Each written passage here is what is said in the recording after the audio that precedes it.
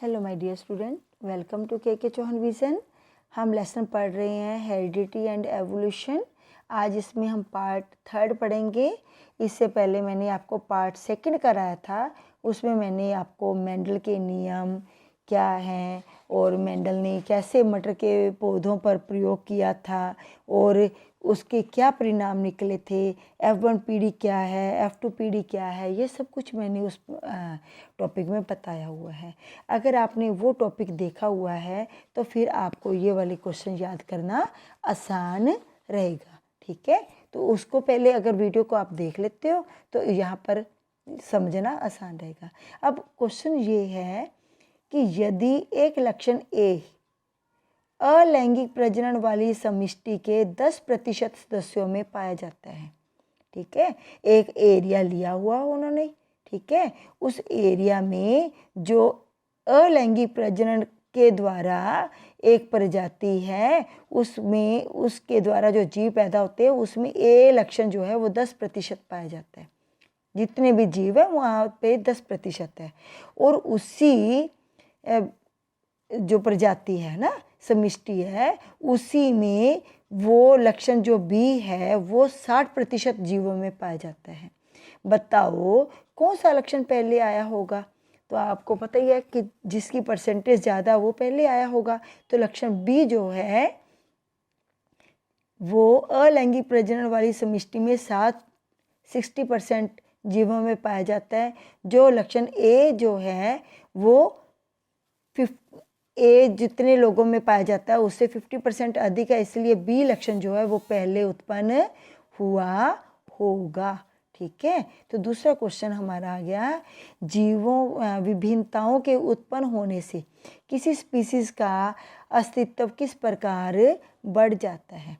तो विभिन्नताएं होती हैं जो किसी भी जीव को प्रतिकूल परिस्थितियों में भी जीने का ज़्यादा अवसर प्रदान करेगी। ठीक है, जो विभिन्नताएं हैं इनको वेरिएशंस बोलते हैं हम। वेरिएशंस जो हैं अगर जीव में आती जाती हैं तो उस जीव का प्रकृति भी चुनाव करती है। ठीक है, जो जीव अपने अंदर, जैसे मछली ने अपने अंदर विभिन्नता लाई, ठीक है, जल में रहने के लिए उसने अपने आप को अनुकूलित किया। ठीक है, तो वो उसमें विभिन्नता आई तो वो जीवित है। कुछ मछलियाँ बहुत ही गहरे पानी में मिलती हैं तो वो वहाँ पर जीवित है। ठीक है, तो ऐसे ही जैसे बंदर है वो पेड़ों पर रहने के लिए उन्होंने अपने अंदर विभिन्नता लाई तो वो जीवित है। तो विभिन्नताओं के उत्पन्न होने से किसी स्पीसीज की उत्तरजीविता की संभावना बढ़ जाती है। प्रकृति वर्ण भी ही किसी स्पीसीज की उत्तरजीविता का आधार बनता है जो वातावरण में घटित होती है। जैसे आपने अभी मैंने 2 एग्जाम्पल मटर का उसका दिया, बंदर का दिया, जैसे मैंने मछली का दिया। ऐसे ही आपने देखा होगा कि जो ग्रीन मटर हैं या ग्रीन छोलिया जो आता है उसमें भी आपने देखा होगा ग्रीन कलर का कीड़ा निकलता है। ठीक है, तो हरे पत्तों में भी हरे रंग के कीड़े हमें मिलते हैं। तो ये भी उन्होंने अपने अंदर क्या किया, एक विभिन्नता लाई है।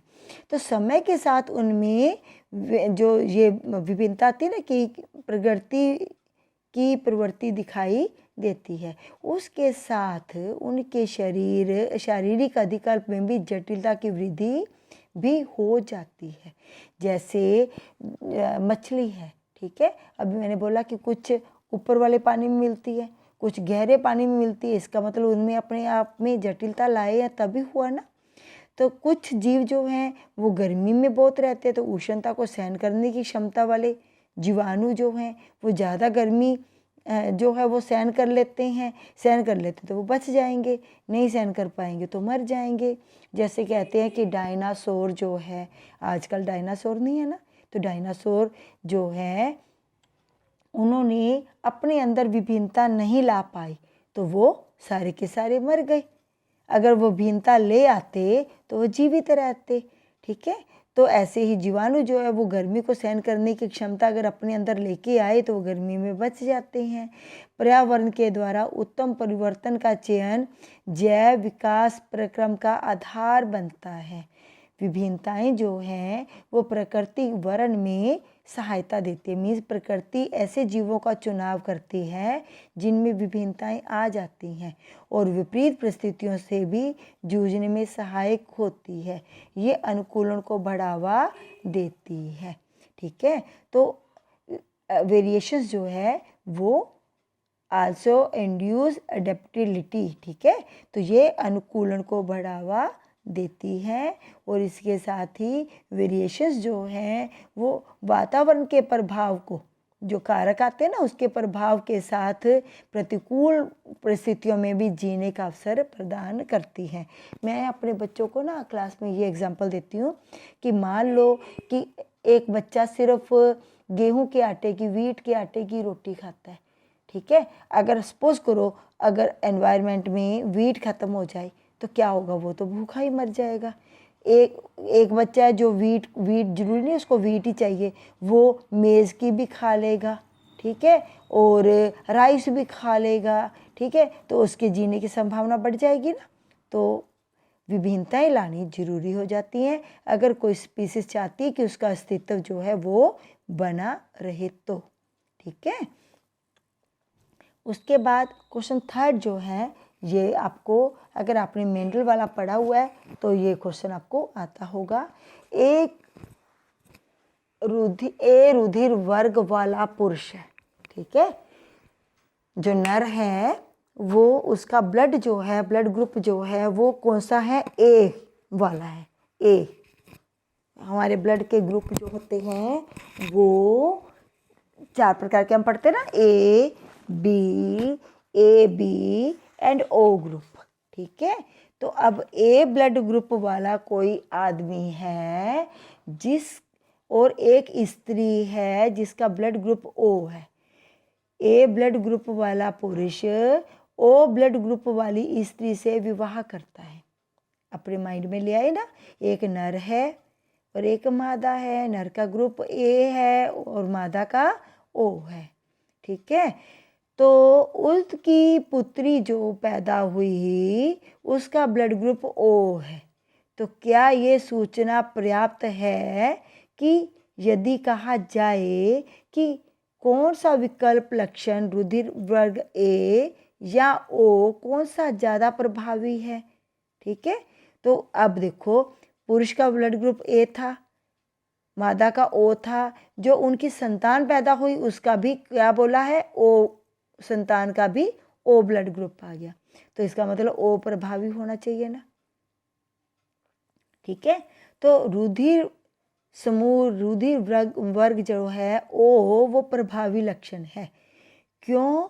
क्योंकि जो F1 पीढ़ी थी, जो उनकी बेटी पैदा हुई वो F1 पीढ़ी की होगी ना।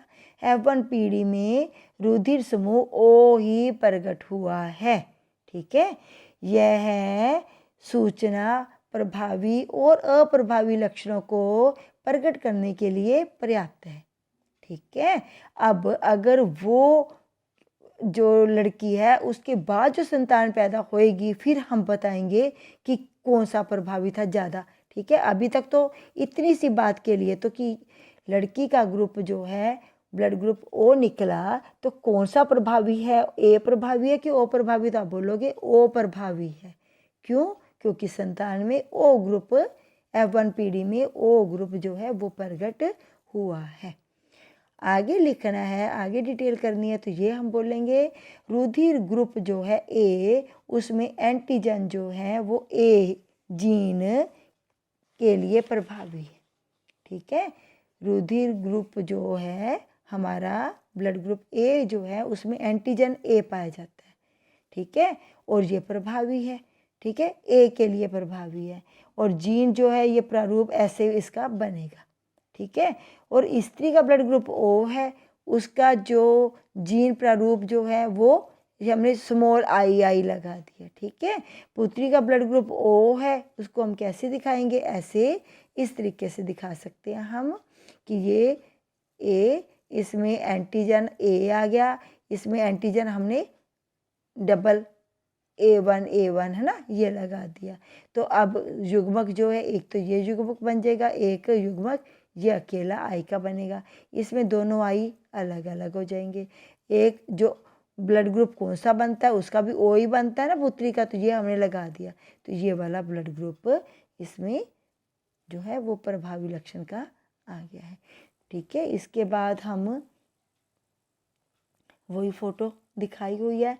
रुधिर वर्ग जो है ओ उसी स्थिति में होता है जब रक्त में एंटीजन ए और एंटीजन बी नहीं होता। ए में तो क्या होता है, रुधिर ग्रुप ए में एंटीजन ए होता है, पर रुधिर ग्रुप ओ जो होता है ना, उसमें ना तो एंटीजन ए होता है ना ही एंटीजन बी होता है, इसमें एंटीजन कोई भी नहीं होता। ठीक है, अब अगला क्वेश्चन आ गया। अगर आपने पिछली वीडियो देखी हुई है तो इसको समझने की भी ज़रूरत नहीं है, ये क्वेश्चन आपको ऐसे ही आता होगा। अब क्वेश्चन है कि मानव में बच्चे का लिंग निर्धारण कैसे होता है। तो लिंग निर्धारण, मानव लिंग का निर्धारण विशेष लिंग गुण सूत्रों के आधार पर होगा। मानव में एक नर कहेंगे, एक नर और एक मादा। ठीक है, नर में भी 23 जोड़े गुणसूत्र पाए जाते हैं, 23 पेयर, इसमें भी 23 पेयर पाए जाते हैं। ठीक है, हो गया। या फिर हम ऐसे बोल सकते हैं कि इसमें 22 पेयर प्लस एक पेयर हो गया ना 23, इसमें भी 22 पेयर प्लस एक पेयर जो है गुणसूत्र पाए जाते हैं। ये जो एक पेयर गुणसूत्र होते हैं ये होते हैं लिंग गुणसूत्र या सेक्स क्रोमोसोम। तो मेल जो होता है ना, नर जो होता है, उसमें एक्स वाई प्रकार का ये पेयर होता है, और मादा जो होती है ना उसमें एक्स एक्स प्रकार का गुणसूत्र होता है। ये जो 22 जोड़े होते हैं ये सोमेटिक होते हैं, और इसके द्वारा जैसे हमारी नाक, आँख, कान, रंग का बनना, हेयर्स का बनना, हेयर गोल ब्लैक बनेंगे, ब्राउन बनेंगे, आई का कलर कैसा बनेगा, तो ऐसे गुणसूत्र जो गुणों को निर्धारित करने वाले 22 जोड़े होते हैं। ठीक है, अब मैं इसको एक्सप्लेन करती हूँ। मानव में लिंग का निर्धारण विशेष लिंग गुण सूत्रों के आधार पर किया जाता है। नर में ये एक्स वाई प्रकार का होता है, जबकि मादा में एक्स एक्स प्रकार का ये गुणसूत्र पाया जाता है। इससे स्पष्ट है कि मादा के पास तो एक्स एक्स प्रकार का ही है। ठीक है, मेल या फीमेल बनाने का जो जीन है वो सिर्फ नर के पास ही होता है। अगर नर का एक्स, ये अलग अलग होंगे ना, एक एक्स बनेगा एक वाई बनेगा। अगर नर का एक्स वाला क्रोमोसोम गुणसूत्र मादा के एक्स के साथ जुड़ेगा तो लड़की बनेगी। अगर ये वाला जुड़ता है, वाई वाला जुड़ता है मादा के एक्स के साथ, तो लड़का बनेगा। तो नर के पास एक एक्स है और एक वाई है, ये दो प्रकार के गुणसूत्र हैं। मादा के पास तो केवल एक ही प्रकार के गुणसूत्र है, एक्स एक्स प्रकार के। ठीक है, अभी और बताती हूँ मैं। तो गुणसूत्र मादा के पास तो वाई प्रकार का गुणसूत्र होता ही नहीं। कौन सा गुणसूत्र नहीं होता मादा के पास? वाई प्रकार का। जबकि नर और मादा के संयोग से संतान उत्पन्न होती है तो मादा किसी भी अवस्था में नर शिशु को उत्पन्न करने में समर्थ हो ही नहीं सकती, क्योंकि नर शिशु में एक्स वाई प्रकार का गुणसूत्र होना चाहिए। और एक्स वाई में एक्स तो मादा डाल देगी और वाई कौन डालेगा? नर डालेगा। वाई वाला किसने डालना है? नर ने डालना है, मेल ने। तो ये था नर, ठीक है, ये एक्स और ये वाई, मादा एक्स एक्स। अगर इस एक्स का इसके साथ जुड़ता है तो एक्स एक्स लड़की। अगर इस एक्स का, ठीक है, इस एक्स का और किसके साथ जुड़ता है? इस वाई, सॉरी ये गलत बनाया हुआ, इसमें पिक सही नहीं बनी हुई। अगर इस एक्स का इस एक्स के साथ जुड़ता है तो लड़की बनेगी। अगर इस वाई का इस एक्स के साथ जुड़ता है, एक्स और वाई हो गया तो लड़का। अगर इस वाई का इस एक्स के साथ जुड़ता है तो क्या बनेगा? एक्स वाई लड़का। अगर इस एक्स का इस एक्स के साथ जुड़ता है तो क्या बनेगा? लड़की। ठीक है, तो ऐसे अगर दोनों एक्स एक्स बन जाते हैं तो लड़की, अगर एक एक्स एक वाई बनता है तो लड़का। देखो ये है एक्स एक्स लड़की, एक्स वाई लड़का, X X girl, X Y क्या है? बॉय। निषेचन क्रिया में यदि पुरुष का एक्स लिंग गुणसूत्र स्त्री के एक्स लिंग गुणसूत्र से मिलता है, सेक्स क्रोमोसोम से मिलता है, तो एक्स एक्स का जोड़ा बनता है ये वाला, तो लड़की अतः संतान लड़की के रूप में होगी। अतः जब पुरुष का वाई लिंग गुणसूत्र, ठीक है, और मादा के एक्स लिंग गुणसूत्र के साथ मिलता है तो निषेचन होगा, तो एक्स वाई बनेगा, तो लड़के का जन्म होगा। किसी भी परिवार में लड़के या लड़की का जन्म पुरुष के गुणसूत्रों पर निर्भर करता है, औरत के या मादा के गुणसूत्रों पर निर्भर नहीं करता। क्यों? क्योंकि वाई गुणसूत्र तो केवल पुरुष के पास ही होते हैं, मादा के पास नहीं होते। ठीक है, तो ये था मेल दिखाया हुआ है। ठीक है, फीमेल नर के पास क्या होते हैं? शुक्राणु होते हैं, और मादा के पास अंडाणु होते हैं। शुक्राणु में एक्स वाई प्रकार के क्रोमोसोम होते हैं और मादा के पास एक्स एक्स प्रकार के क्रोमोसोम होते हैं। जब दोनों का मेल होता है तो इसको निषेचन बोलते हैं। ये निषेचन हुआ। ठीक है, ये नर युग्मक ये मादा युग्मक आपस में मिले तो निषेचन हुआ। निषेचन होता है जब, तो क्या होता है? अगर इसमें ये जो शुक्राणु है, ठीक है, ये शुक्राणु में एक्स और वाई प्रकार का गुणसूत्र है। ठीक है, और ये है अंडाणु, इसमें एक्स एक्स प्रकार की होती हैं। ठीक है, अभी जो अंडाणु है उसमें अभी मैंने शुरुआत में लेती हूँ, ये जो शुक्राणु बनाया मैंने। ठीक है, तो इनमें एक एक गुणसूत्र, इसमें एक्स एक्स मादा में, इसमें एक्स वाई। जब ये बनते हैं, युग्मक बनते हैं, ये अंडाणु बनते हैं, तो इसमें एक्स आ गया, इसमें भी एक्स आ गया। इसमें जो शुक्राणु आएगा उसमें एक या तो एक्स आएगा या फिर शुक्राणु में क्या आएगा? वाई आएगा पीछे टी। अगर इसके साथ ये वाला आके जुड़ता है तो क्या बनता है? लड़की। अगर इसके साथ ये वाला आके जुड़ता है तो क्या बनता है? लड़का। ठीक है, तो ये शुक्राणु का मेल दिखाया हुआ है यहाँ पे। ठीक है, ये शुक्राणु का मेल दिखाया हुआ है, और मेल होने से संतान बनती है, या तो नर बनेगा और या फिर मादा बनेगी। अगर तो एक्स एक्स है तो मादा, अगर एक्स वाई है तो नर बनेगा। ठीक है, तो यही मैंने बताया था कि अगर इसमें एक्स वाला ये युग्मक है, ठीक है, इसके पास तो है ही एक्स, अंडाणु के पास तो है ही एक्स, इसके पास अगर एक्स एक्स वाला है तो मादा, अगर एक्स वाई वाला है तो नर बनेगा। ठीक है, तो ये फोटो और दिखाई हुई है क्लियर। तो यहाँ से आपको क्या पता लगता है कि ये फोटो दिखाई हुई है। आप ठहर जो एक और बड़ी करके दिखाती हूँ। ये फोटो दिखाई हुई है, तो इस पिक में से देख के बताओ कि नर का कौन सा लिंग गुणसूत्र मादा के लिंग गुणसूत्र के साथ जुड़ रहा है। तो मादा के पास तो आपको पता ही होना चाहिए एक्स ही है, तो यहाँ पर कौन सा जुड़ रहा है? वाई जुड़ रहा है, तभी तो एक्स वाई बन रहा है ना ये वाला। तो इसमें इस पिक में क्या दिखाया हुआ है? ये मादा का तो एक्स ही है, तो यहाँ पर कौन सा जुड़ रहा है? एक्स वाला जुड़ रहा है नर का, तो एक्स एक्स बन रहा है, मादा बन रही है। ठीक है, तो क्वेश्चन ऐसे भी आ सकते हैं।